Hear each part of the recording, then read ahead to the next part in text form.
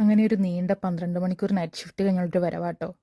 നല്ലൊരു BC day ആയിരുന്നു. ശരിക്കും ടയേർഡായി. പിന്നെ 2 ദിവസം ഓഫിൻ്റെ കാര്യം ആലോചിക്കുമ്പോൾ ഒരു സന്തോഷം. ഡ്യൂട്ടിക്ക് വരുമ്പോഴും പോകുമ്പോഴും ദേ ഇവിടെ കയറി ഒരു ഹായും ഭയം പറഞ്ഞില്ലെങ്കിൽ ഒരു സമാധാനക്കേട.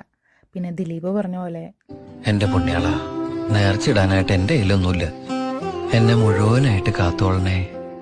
ഈ ഹോസ്പിറ്റലിൽ എനിക്ക് ഏറ്റവും ഇഷ്ടപ്പെട്ട സ്പോട്ടുകളിൽ ഒന്നാട്ടോ ഇത്. ഇവിടെ വന്ന് കുറച്ച് നേരം ഇരിക്കുമ്പോൾ ഒരു സമാധാനം. ഇനി 2 ദിവസം കഴിഞ്ഞ് കാണാമെന്നൊക്കെ പറഞ്ഞ് ബായ് പറഞ്ഞ് അവിടെ നിന്ന് പതുക്കെ ഇങ്ങനെ ഇറങ്ങി ബസ് സ്റ്റോപ്പിൽ വന്ന് നിൽപ്പായി. അങ്ങനെ ബസ്സിൽ ചെറിയൊരു നാപ്പൊക്കെ കഴിഞ്ഞ് അങ്ങനെ ബസ് സ്റ്റോപ്പിൽ എത്തി.